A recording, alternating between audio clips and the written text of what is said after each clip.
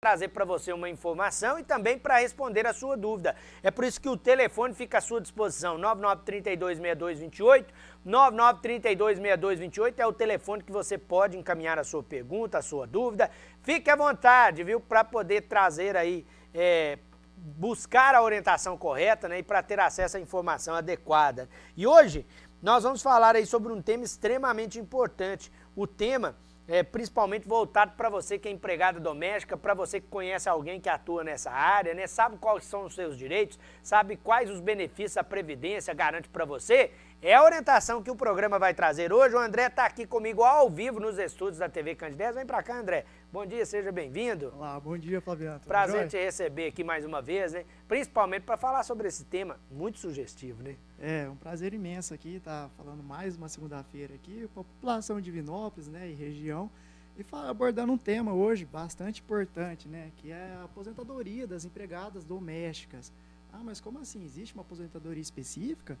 Não, não existe uma aposentadoria específica, mas existem algumas particularidades em relação a essa categoria de trabalhadores, né? No geral, são as mesmas regras para qualquer pessoa, né, vinculada ao regime geral de previdência do INSS.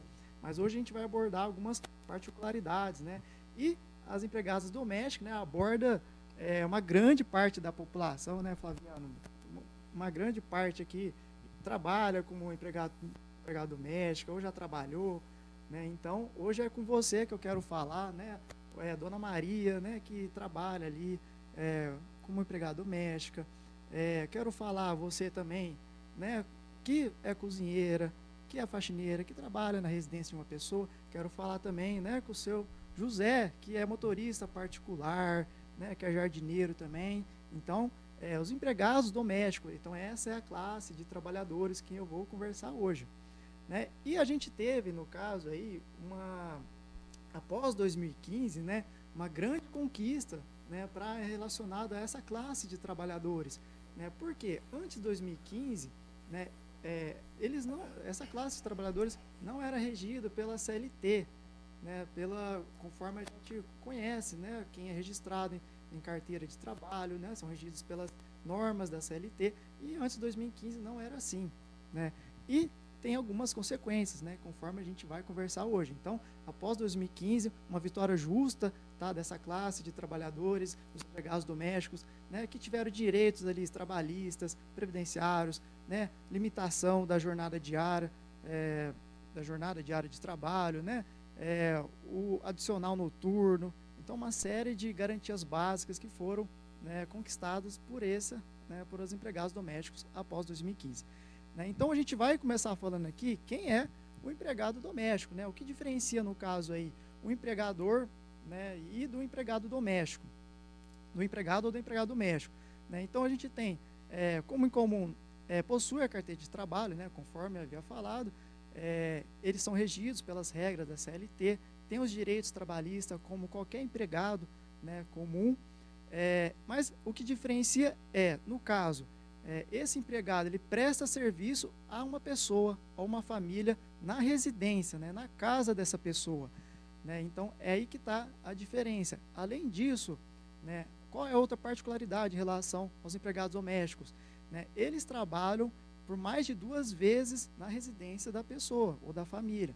Então, precisa ali, no caso, trabalhar por 3, né, dias ou mais durante a semana para ser considerado empregado doméstico, né? E que tenha ali também, esteja subordinado a um patrão, né, que é um empregador, né, que tenha habitualidade, né, toda semana está ali presente para realizar o trabalho, né? Então, por mais, né, de 2 vezes na semana, 3 vezes ali já é considerado empregado doméstico, né? E quem são, né, a classe, né, quem são, no caso, aí, os empregados domésticos? Quem são considerados empregados domésticos? Né? Conforme já falei aqui no início, são as faxineiras, né, as cozinheiras, os cuidadores de idosos, cuidadores de criança, né, camareiros, motoristas particulares, caseiros, jardineiros. Então, toda aquela pessoa que preenche aqueles requisitos, né, trabalha por mais de 2 vezes na semana, né, vocês já se ligaram em relação a isso. E tem alguma diferença agora, né? E as diaristas, né, tem alguma diferença? Elas são consideradas empregadas domésticas? A diarista já é diferente, né? Porque não tem aquele requisito, né? Conforme eu falei, apesar de ela trabalhar ali, trabalhar no ambiente da residência, na casa de uma pessoa, de uma família, mas ela não vai mais de 2 vezes na semana trabalhar na casa. Então, no caso diarista, a gente está considerando aquela pessoa que vai ali 1 vez ou 2 vezes no máximo por semana ali fazer o trabalho na residência da pessoa. Então, essa pessoa aí não é considerada empregado doméstico e não tem os mesmos direitos, né, do que um empregado doméstico e está regido pela CLT. E eu quero fazer uma observação importante, se no caso a pessoa, né, presta serviço, mesmo que presta serviço para uma pessoa jurídica, né, para alguma empresa, né, por exemplo, uma faxineira que trabalha, né, trabalha num prédio, né, numa empresa, faz faxina numa empresa, aí não é considerado, né, empregado doméstico, né, porque o requisito é que trabalhe para uma pessoa física, né, para uma família, né. Então, se trabalha para uma pessoa jurídica, já não é mais considerado empregada doméstica, né. Então, vamos seguir ali. Agora vamos conversar como é feito, né, a contribuição, né, do INSS. Então vamos lá. Primeiramente, o empregador, que é o patrão, ele deve cadastrar, né, o empregado doméstico no E-Social, né. O E-Social é um site ali vinculado à Receita Federal, né, onde ele coloca as informações ali do empregado doméstico e mensalmente ele emite uma guia DAI, né, essa guia documento de arrecadação do E-Social, para fazer o pagamento ali dos impostos, né, relacionado a essa categoria de trabalhadores que é os empregados domésticos. Então, mensalmente, né, todo mês, é responsabilidade do empregador, né, entrar ali no sistema do E-Social e gerar essa guia DAI e fazer o pagamento, né, dessa guia. E lá vai ter garantido ali pagar o INSS, o fundo de garantia, né, o imposto de renda, né, se for o caso. E, no caso, né, o empregador tem a responsabilidade de pagar até o dia 7 do mês seguinte, referente à competência. Então, por exemplo, a gente está no mês de julho, tá? Então, até o mês seguinte, no dia 7, o empregador ele tem a responsabilidade de fazer o pagamento. E, além disso, né, quem faz, no caso ali, a responsabilidade do pagamento é o empregador. Mas a gente acaba até falando também o seguinte, né, quem paga também é o empregador doméstico. Né? Por quê? Porque é o seguinte, o empregador, no caso ali, o empregador patrão, ele vai fazer, né, o pagamento, o desconto do próprio salário ali do empregado doméstico, relacionado ali uma porcentagem, né, uma alíquota referente ao pagamento desses impostos, né, do fundo de garantia, né, relacionado ali também o fundo de garantia, né, relacionado ali também às verbas do INSS. Isso ele vai descontar, né, desse ali ele vai descontar do salário do próprio empregador doméstico, do empregado doméstico, né. E além disso, o empregador doméstico, o patrão, ele vai, no caso ali, tirar do próprio bolso, né, mais 8% sobre o salário, né, do empregador, do empregado doméstico, né. Então, são 2 pagamentos. Primeiro, são 8% ali que o patrão vai tirar do próprio bolso para fazer esse pagamento e mais uma alíquota referente sobre o salário ali, né, do empregado, que vai fazer o desconto do próprio pagamento ali do empregado, né. Então, é realizado dessa forma, né. Então, vamos seguir ali, né. Então, a responsabilidade, no caso, é do próprio empregador. E a gente tem a situação também que é o seguinte, né, o meu empregador não recolheu as contribuições, né, e agora, né, quais são as consequências, né, dessa atitude do empregador não ter realizado o pagamento? Primeiramente, o empregado, né, empregado doméstico, não vai ser responsabilizado, né, não vai ser prejudicado por isso, né, porque a responsabilidade de efetuar o pagamento e o desconto é do patrão. Então, no caso ali, o empregado doméstico não pode ser prejudicado em razão da falta de comprometimento ali do patrão. E, no caso, a carteira de trabalho, né, como que vai comprovar ali que houve o trabalho, né? Então, basta ali somente ali a empregada doméstica apresentar essa carteira de trabalho para validar todo esse tempo de contribuição que deixou de recolher. Então, o INSS vai ali considerar como tempo de contribuição, apesar de não ter efetuado efetivamente ali o pagamento, o patrão, para o INSS tem a obrigação ali de reconhecer que houve ali, né, o direito garantido ali para o empregado, e depois, no caso, o patrão pode sofrer ali as consequências em relação, né, de não ter efetuado esse pagamento. Então, e a doméstica? Né? E a doméstica, conforme a gente havia conversado, aquela pessoa que não trabalha por mais de 2 vezes na semana na casa da pessoa, né? A diarista, no caso, né? A diarista, ela recebe por diária, né? Então, não é um salário, né? Então, não há o desconto ali do INSS, do FGTS, né? Ela não tem os mesmos direitos e garantias que um trabalhador regido pela CLT como empregado doméstico. Então, a responsabilidade ali de efetuar o pagamento é próprio da empregada, né, da diarista, né, que vai ali ter que fazer o pagamento através da guia, do carnezinho, né, ali da guia da Previdência Social, do GPS, que a gente falou bastante sobre isso, né, algumas semanas atrás, ou também, se for o caso ali, né, se ela estiver na categoria como MEI, né, ela deve fazer o pagamento ali do DAS, né, referente para ter garantido, né, os seus direitos depois, para contar como tempo de contribuição, ter direitos relacionados aos direitos do INSS. E a gente tem algumas particularidades também em relação a essa categoria, né, de trabalhadores. Né? Por quê? O empregado doméstico, ele deve comprovar a sua atividade, né, o trabalho que foi exercido, né, que se enquadra ali nos moldes ali de empregado doméstico. Então, vamos dar um exemplo. A dona Maria ficou sabendo, né, que 62 anos de idade e 15 anos de contribuição, ela tem direito à aposentadoria por idade.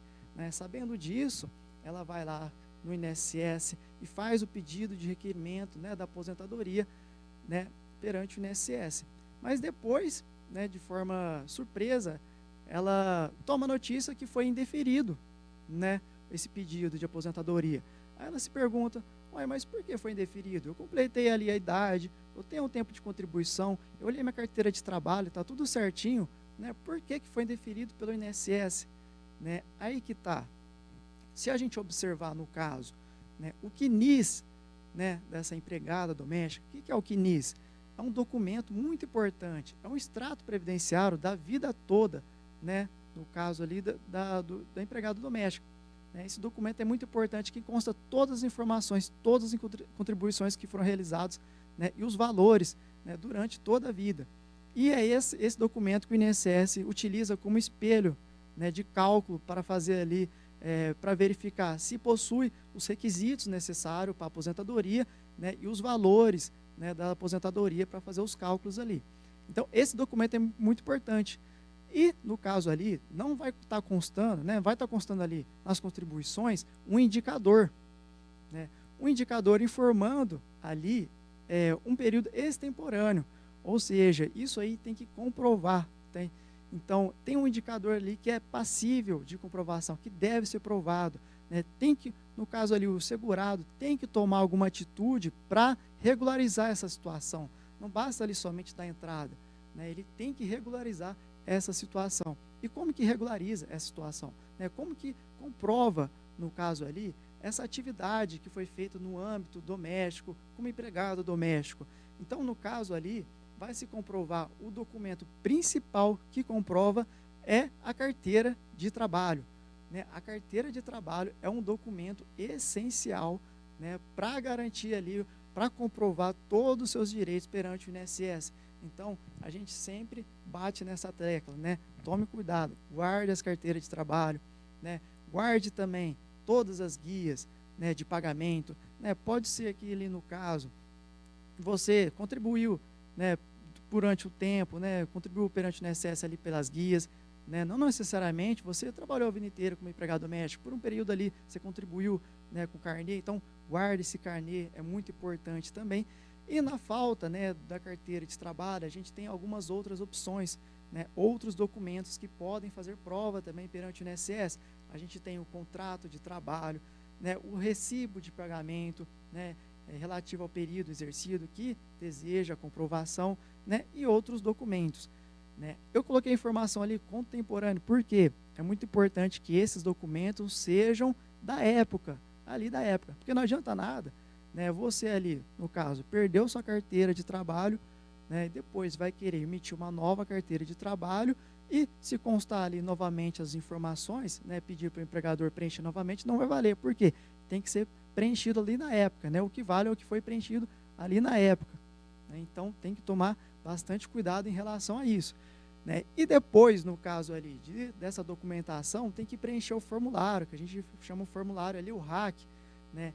É um formulário ali que contém bastantes informações ali que você deve colocar, né, nesse documento para comprovar ali a atividade da empregada doméstica. Então, feito isso, depois o INSS ali pode garantir a sua aposentadoria, então ele vai aceitar.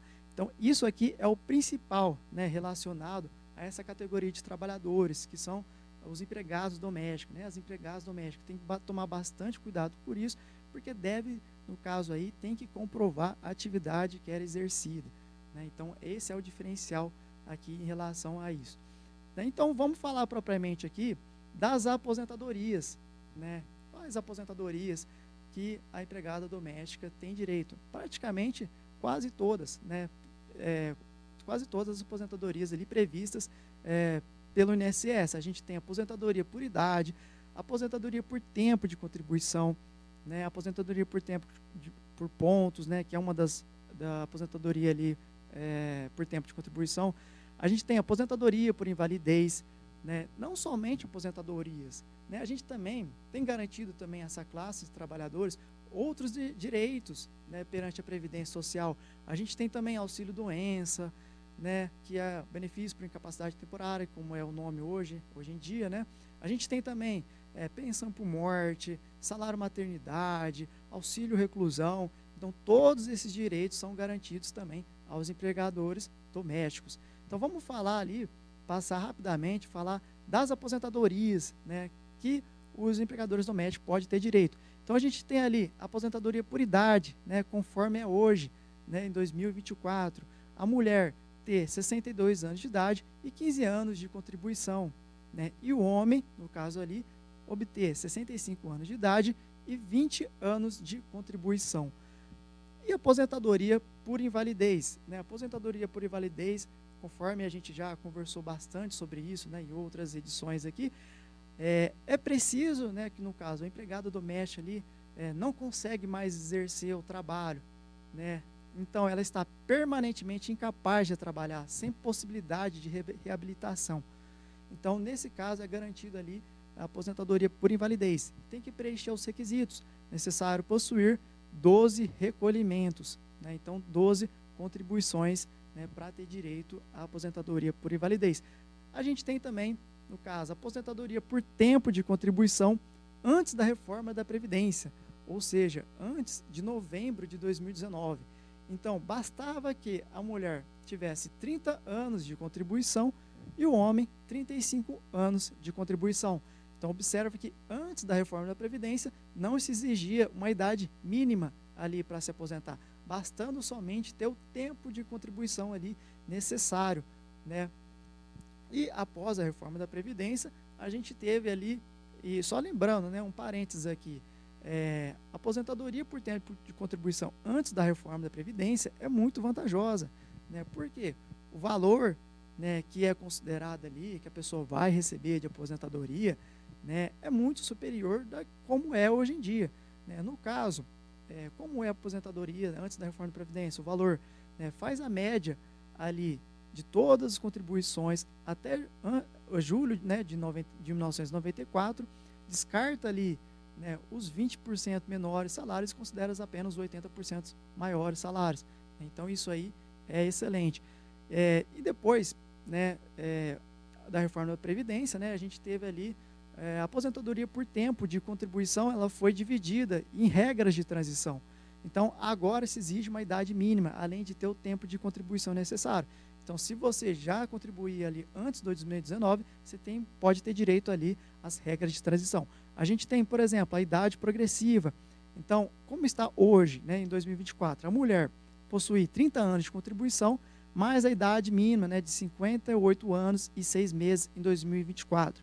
O homem, 35 anos de contribuição, mais a idade mínima, né, de 63 anos e 6 meses, hoje em 2024. Lembrando que acrescenta, né, essa idade por mais de 6 meses a cada ano, né, até alcançar ali 62 anos para a idade para a mulher e alcançar 65 de idade, né, para os homens. Então, a cada ano vai crescendo, né? Então, é bom observar ali, no caso, qual a idade, né, se você já possui tempo de contribuição, mas ainda não possui idade, aí é verificar ali certinho na tabela para ver se preenche ali os requisitos.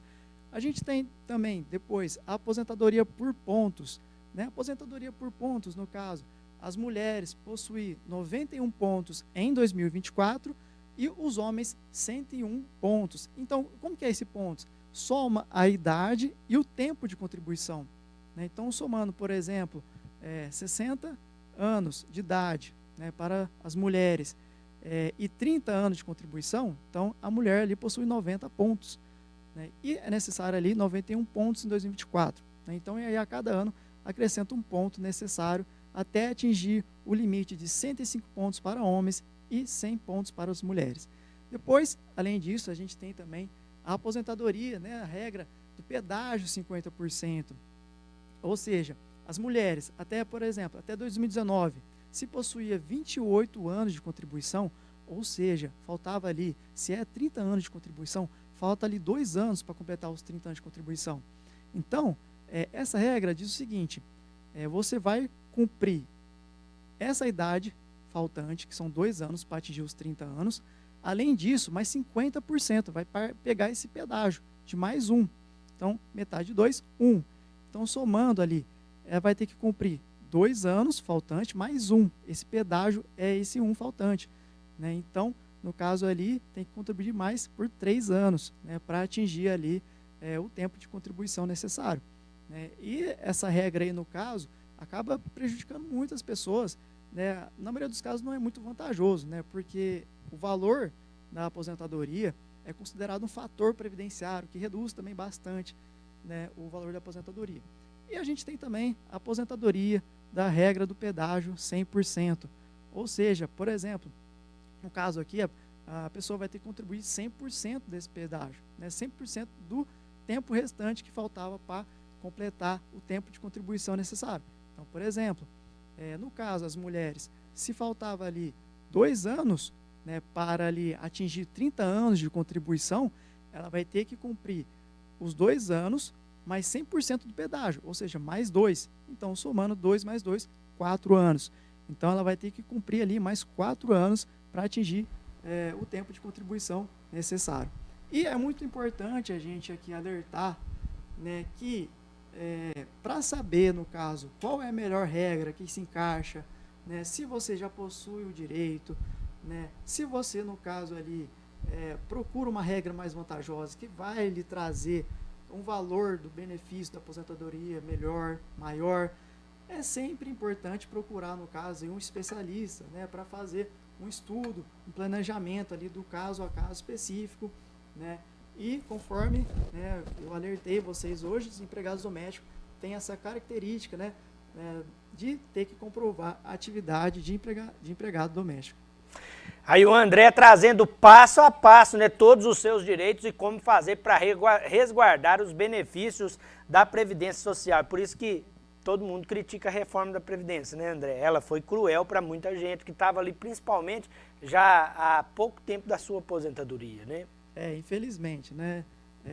Mas o legislador, ele veio ali dar alguns benefícios, né? No caso, ele é a pessoa que já estava quase conseguindo já se aposentar, faltava ali, né, 1 ou 2, 3 anos ali por tempo de contribuição, né, e tem ali essas regras de transição, mas que também ali sofreu redução ali do valor da aposentadoria, né? Então, infelizmente, após 2019, muitos ali foram prejudicados da aposentadoria.